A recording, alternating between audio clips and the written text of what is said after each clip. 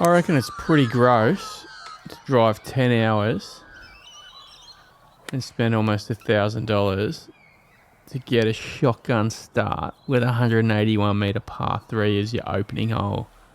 I think that's a huge, not good, really not good. Almost guaranteed to get off to a bad start. And this course as well, like, you know, it's a pretty tough track.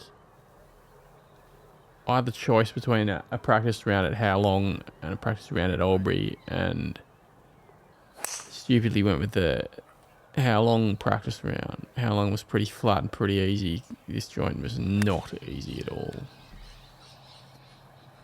Definitely made a bad decision, but yeah, I think shotgun start at this level. Again, it's low numbers. It's low numbers because it's 10 hours away. 10 hours. It's a bit far. It's pretty much, you know, it's a New South Wales golf event. It's almost in Victoria. Anyway, I'm pretty sure Albury wasn't the alternate course to begin with. I think they initially had a different course that started with C, and then they changed their mind to Albury. I'm not saying Albury's a bad course. I'm just saying it's a little bit too hard for a field. You know, that's... You got 10 elite guys and then 20, solid A graders. And then the rest of the field is, you know, it goes all the way up to 12, 15 handicappers. It just seems strange in terms of management, but I guess there's a reason. There's always a reason. But yeah, last year it was at Tamworth, and I had a big field because, it wasn't only a couple of hours from Newcastle, from where I live. You don't understand decisions. You know, when someone's about to make a bad decision, you should, there should be a second set of eyes. They go, whoa, that's not good. You're setting yourself up for failure there. Really gonna wonder, why? Why would you do that? I said 10 hours in the car. 10 hours. I ended up leaving as well after this round. It's just so horrible.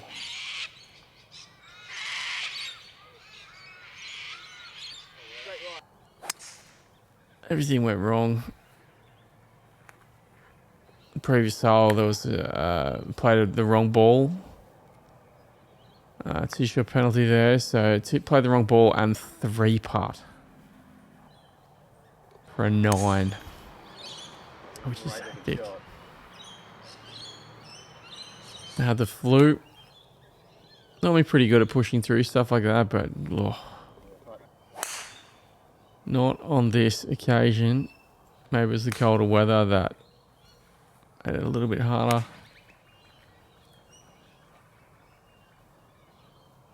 The putter was just ice cold.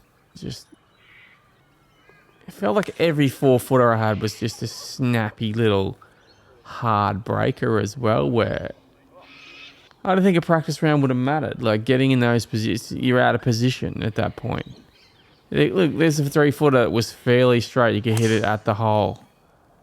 There's heaps that just were 2 cups of break, 2.5 cups of break, and a 2.5, 3-foot putt.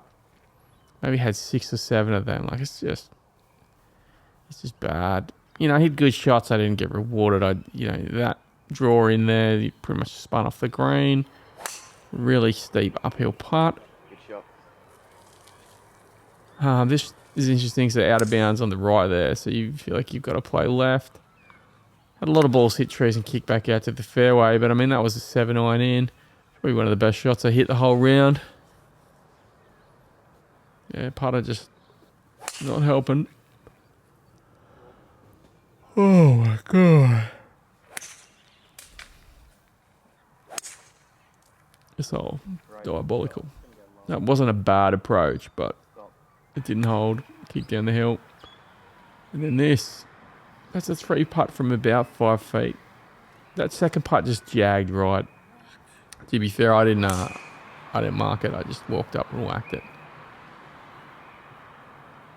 Yeah, not good. Had a lot of trouble getting distance right in the cold weather. They felt like the ball was more than a club short on a lot of occasions, and then every now and again you'd get a really drivey one that would go a bit longer. Yeah, wasn't a great weekend. There's no little just snappy point. That's 3 foot. You're just standing over. You just know it's gonna. It's a smart 2-putt really.